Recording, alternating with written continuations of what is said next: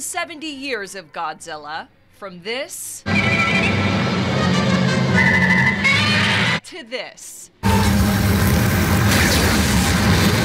Since 1954, Godzilla has been roaring up on the big screen.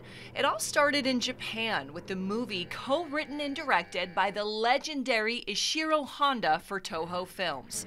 The first film, a metaphor for the destructive power of nuclear weapons, years after atomic bombs were dropped on Nagasaki and Hiroshima.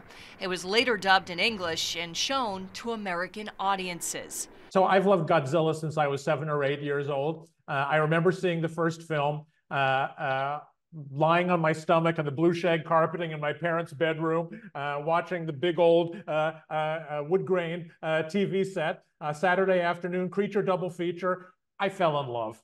William Tsutsui is a well-known author, historian, and fan of Godzilla. But as a Japanese American, Godzilla was more than that for me. He was also an ethnic hero. And for my life, he's been important to me to understand my Japanese identity and to understand Japan's history and the relations between Japan and the United States.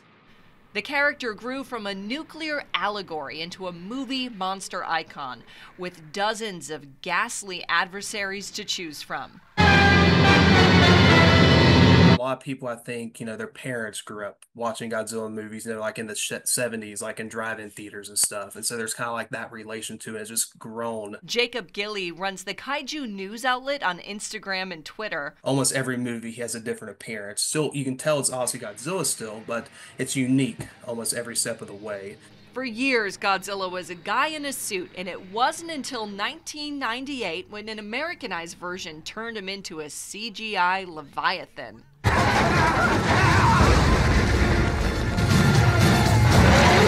Now Godzilla rules the monsterverse, dominating the box office with his frenemy King Kong, and even winning an Oscar with Godzilla -1.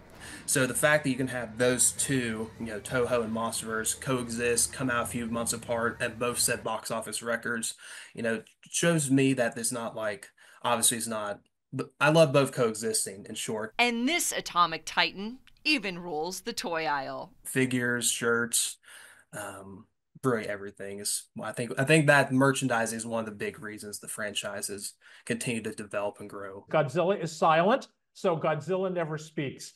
So it allows the viewers to read their feelings onto Godzilla. You don't see the years passing by. The Godzilla rubber suit can always be remade. So I think Godzilla will always be timely and relevant and popular.